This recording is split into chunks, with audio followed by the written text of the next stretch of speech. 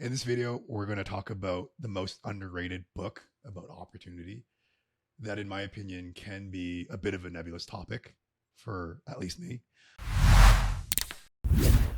Um, so yeah, you and I, Alfred, you and I are convinced that AI is, the next big wave. We're in it right now, and it's going to get bigger and bigger.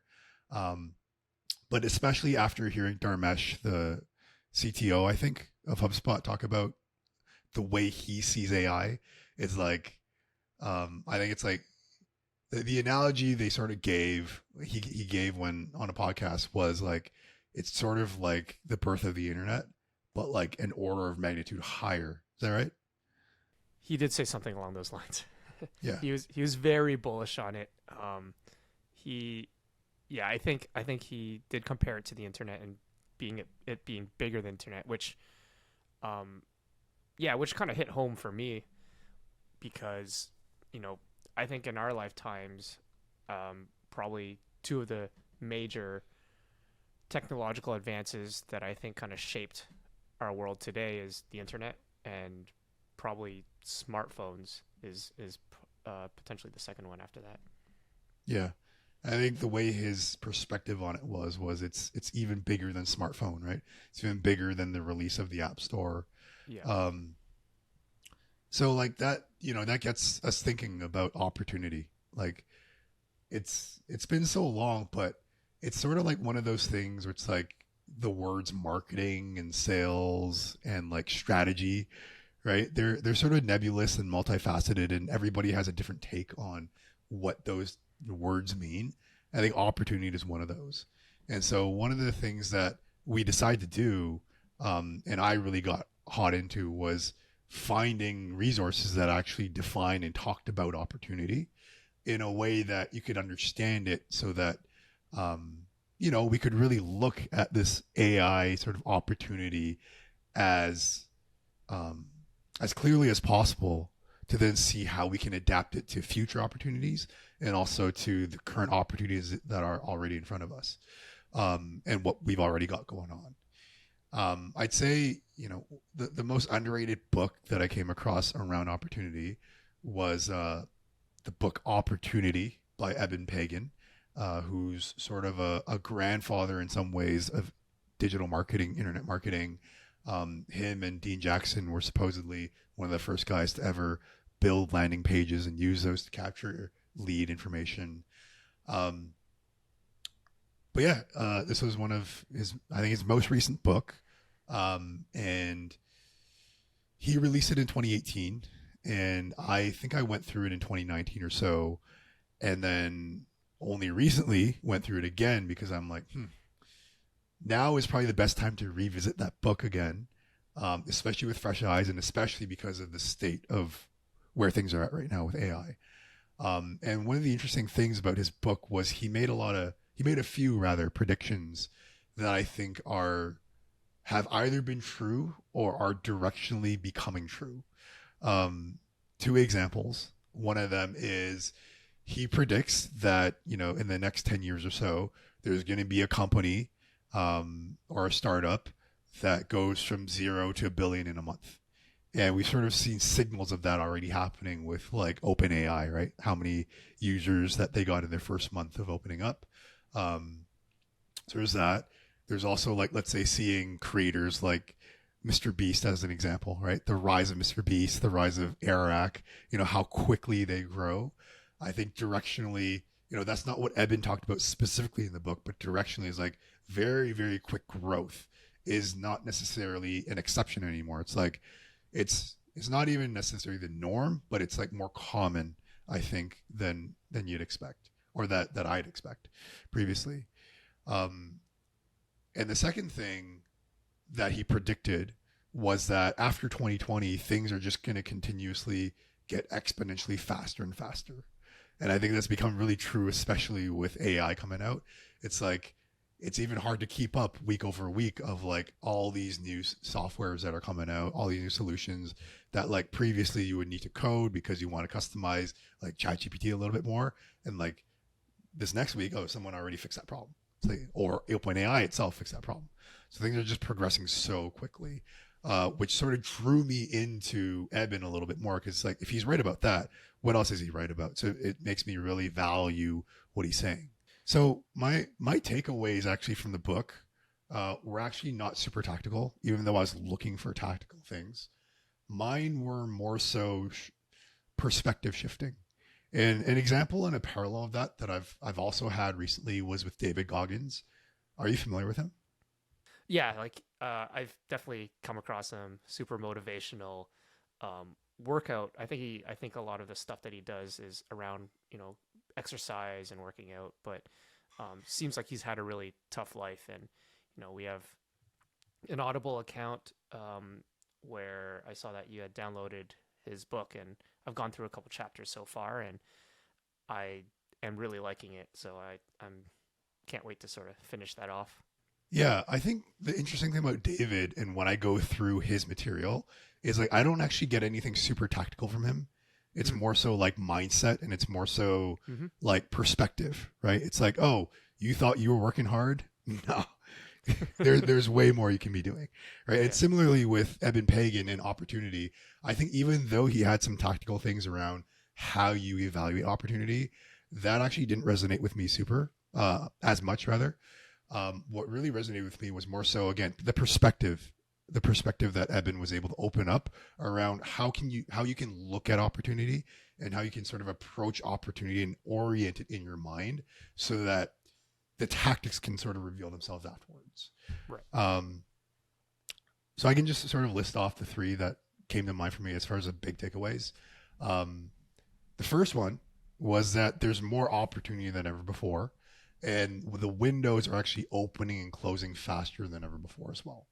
Mm-hmm. And so that's sort of his prediction is that as things progress and as we go into the future, there's going to be more things that you can do to like become as successful as you want, but those windows are going to become much shorter and shorter. And I think that's pretty true as far as like what I've been observing. So if we think about, let's say, the opportunity with Facebook ads as an example, early on, maybe between I don't when it first started getting some traction, and I don't know, pre 2010 or so, just before 2010, and then the period from 2010 to 2020, there was sort of a window there where you could buy traffic for a very affordable price with really great targeting, and you could get really great conversion rates, and it'd be awesome, right? And that was like for a certain period of time. And the way that I'm seeing it is there's going to be more and more of those opportunities, but they're going to last less and less. They're going to last for shorter and shorter periods of time. Where if that was maybe a decade long opportunity, the next one, there's going to be plenty of others that are maybe 5-year opportunities or 2-year opportunities or 1-year opportunities. Yep. And so I think that's something that we can be mindful of and not necessarily be either encourage or discourage either way, but just seeing it as it is. That's just sort of the game. And so if you know you're in that game, you can start preparing yourself to play that game. As you kind of mentioned, it seems like AI is that next opportunity that could open up a ton of really big doors. And we can already see so many people jumping in, but I think it's still early. And I guess what you're trying to say here is you do think that the window for the AI opportunity might be shorter than perhaps some of the ones that we've seen in the past, or it's kind of hard to know because what opportunity are we comparing it to? Is it compared to Facebook ads, which maybe had a 10-year window, or are we comparing it to the internet, which is still growing? Yeah, the way I'd see it is it's more like the internet. I think it's going to be something that's like probably decades long, but I Yeah. think within it there's going to be like lots of little lots of opportunities within it that are like time sensitive. Yeah. So I guess there's kind of like fractal opportunities. Exactly. Yeah. Exactly. And so just understanding it. It's like, for example, right now, I'm using Midjourney in one of our primary businesses when it comes to e-commerce to come up with ad creatives or to come up with product photos, right? And so there might be an opportunity that it only lasts for so long because Midjourney's policies might change or like the cost of generating the images might change at some point, right? Mm-hmm. Like there could be those constraints and limitations, but that's one version of it. But there might be another version of it where a certain service that you're using when it comes to being maybe a provider of AI development might last for a certain period of time because some other company might just create something that makes that obsolete at some point. And so these windows may be getting shorter and shorter. And that's okay. That's okay. It's just you just want to know what game you're in. Right. And I think beyond that, it's just the perspective that there's no shortage of opportunity. It's just having to decide which ones you want to get into and which ones you feel are a good fit for you.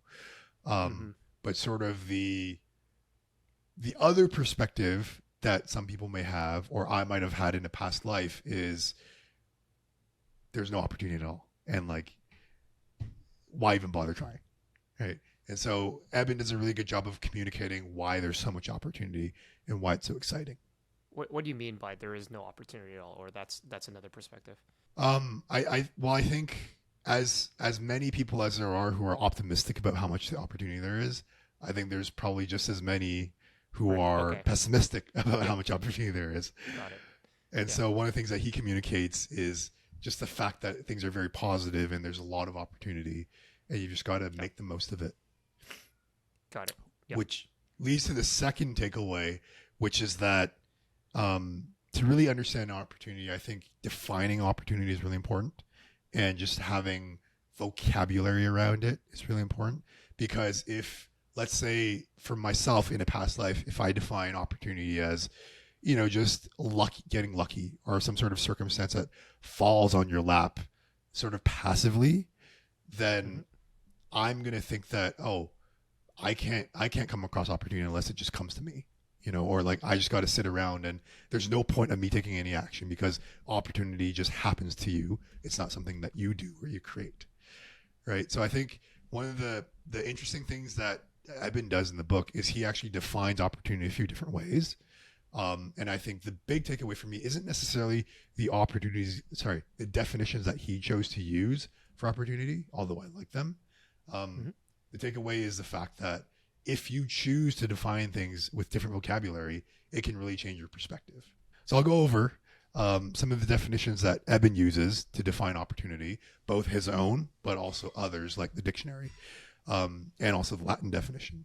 So he's got the Latin definition of opportunity, which is opportunus.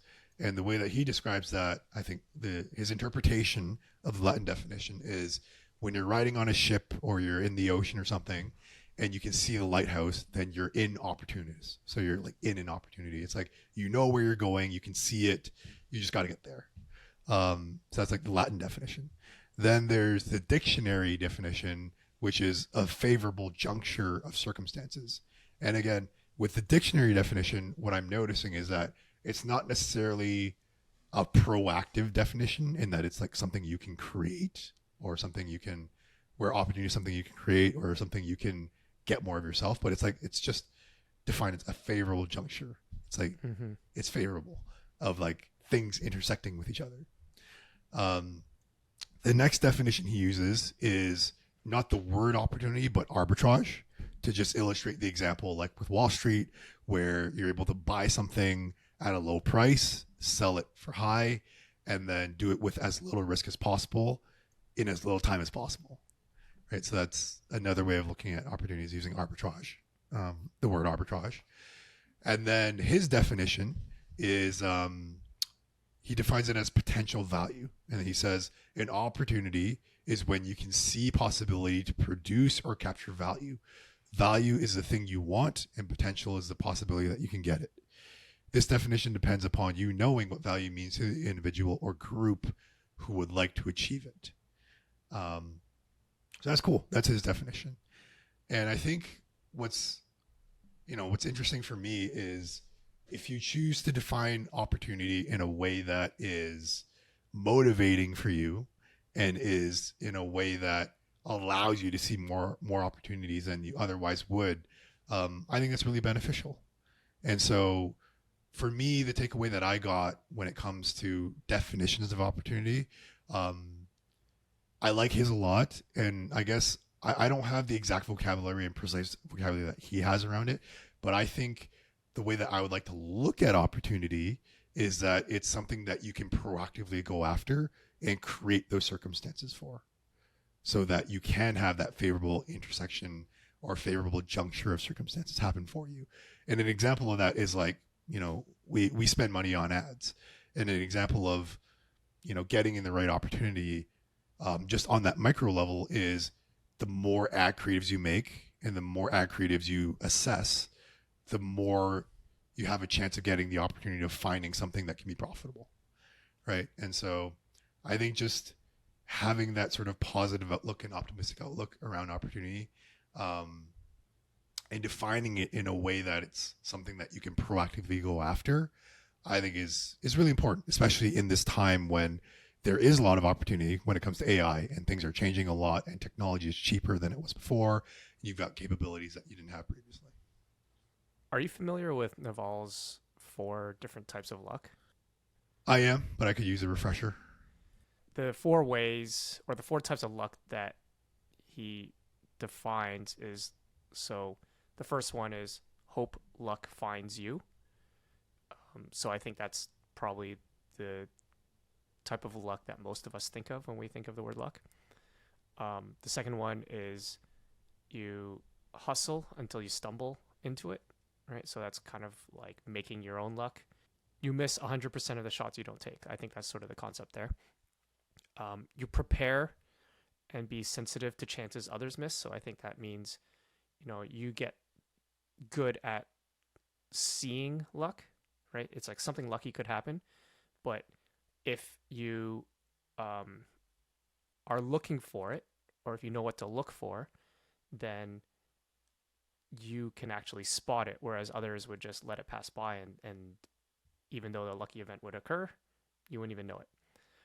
And the last one is becoming the best at what you do and becoming an expert at something, so that luck seeks you, because other people would require, let's say, I think an example that was given was, if you're the best, if you're the best deep sea diver or something, and there's some treasure that was found by someone, and their luck turns into your luck because they're going to come find you, and you get to go down there and search for it or explore it or find it, even though you had nothing to do with its discovery. The reason why I bring this up is because it sounds like Eben's concept around opportunity has a lot of parallels with Naval's definitions of luck.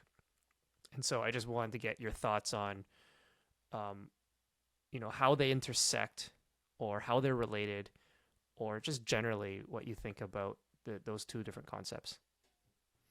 Yeah, I think they're overlapping. And I think in some ways, because of my interpretation of Eben's material, I think it does overlap because of my history in going through Naval's material and sort of adapting the way he thinks about things. So yeah, I do think there's an overlap there, and I think they're synergistic together. How so? I think that if you're looking at opportunity in the way that Eben is recommending you to, I think that if you pair that with the way Naval thinks about luck, I think you can act on the opportunities a lot faster and more effectively. Mm-hmm. And also you can realize the opportunities as well. All right. And then as far as the third takeaway goes, it wasn't directly from Eben's book, but it was more of a synthesis of my observation of him actually as an author and as an entrepreneur, and then reflecting on others. And I think adaptability is really going to be the most important thing that I'm observing, and just being okay with reinventing yourself constantly. Eben, he started off in real estate, wasn't super successful with that, I believe, got into information products, became really successful with that, got into software, and now he's in AI. So he's constantly reinventing himself. Another popular one is like Alex Hormozi. He started off in management consulting, then became a gym owner, and then the gym turnaround guy in person, and then gym turnaround licensing, right? And then now like macro information business optimization, or like business at large optimization, right? So I think just constantly reinventing yourself and constantly being adaptable, kind of like even the way you've been, with picking up code and picking up being able to understand like large language models and how these AI systems are working to a degree, right? It's like just constantly reinventing yourself and not saying, hey, like I didn't learn that in school, which means I'm not going to look into this. It's like constantly learning, being a lifelong learner, I think is more important than ever before to be able to handle these opportunities, because understanding the landscape of AI is going to be critical if you want to take advantage of um, the opportunity in AI. And the only way to do that is to actually become familiar with all the new concepts, all the topics, all the vocabulary, and so forth. So yeah, like you've been super adaptable with, rolling up your sleeves, learning to code, and getting into it. Um, how is it without even getting super deep into Eben's material? Because I know you took a glance at it, but like you weren't as deep into it as I was. Like, how are you? Like, what's going on behind the scenes if you're able to put words to it in how you're choosing to be so adaptable and like learning new AI systems, learning language models, and so forth? Yeah, so I think there's maybe two parts to adapting. One is, uh, if you want to learn something new, you have to want to learn it. And secondly, you have to believe that you can learn it. Um, and so, there are certain things that I have a little bit more interest in than others. And so, when it comes to AI, and you had kind of mentioned coding, it's something that I have a little bit of interest in. And when it comes to doing these small little projects, um, I am a lot less afraid of tackling them now because of ChatGPT, right? So it's like now I have pretty much a personal tutor that, if I run into any sort of problem, I could just ask ChatGPT, hey, I ran into this problem. What could it be? And it'll just sort of help me through it. And it just sort of opens up that possibility that in the past, I know it would have probably taken hours to solve a simple little problem. Now you can do that in minutes, and you can really just power through. And so, what I think ChatGPT has allowed to a certain degree is, at least for me personally, is it's given me the belief that I can learn anything. And I think that is probably something that a lot of people have probably started to feel is like, hey, ChatGPT is a tutor for copywriting, which is something we had talked about previously. It could be a tutor for programming. It could be a tutor for almost anything. And as long as we use it properly and we know that, hey, it's not always perfect, it's readily available to answer any questions that we might have. And I I guess if you're willing to go down that road, it allows you to be adaptable. Um, so I guess just kind of like circling back, it's like the desire to want to learn this new thing, and then I guess the belief or the means in this case, which I think kind of go hand in hand when it comes to using ChatGPT, for example, to aid with that. Yeah, I think what's interesting is that not only is it, at least in my opinion and my synthesis of Eben's book, to become more adaptable, but the means to become more adaptable has now become more available with tools like ChatGPT. Yeah, Allowing, yeah, like, for example, for me, like I've never really been huge into cooking, but ever since ChatGPT came out, I've been able to turn out some decent meals and like regularly cook and have a lot of fun with it too, because I have the ability to ask it clarifying questions, asking for recipes, and sort of like understanding even food science to a degree thanks to ChatGPT. And so the ability to adapt is simultaneously getting more important, but almost also simultaneously becoming more accessible than ever before. Thanks for watching to the end of this video. Please like and subscribe to help us out. If you want help with implementing AI tools into your business, leave a comment with "the prompted" below and we'll reach out.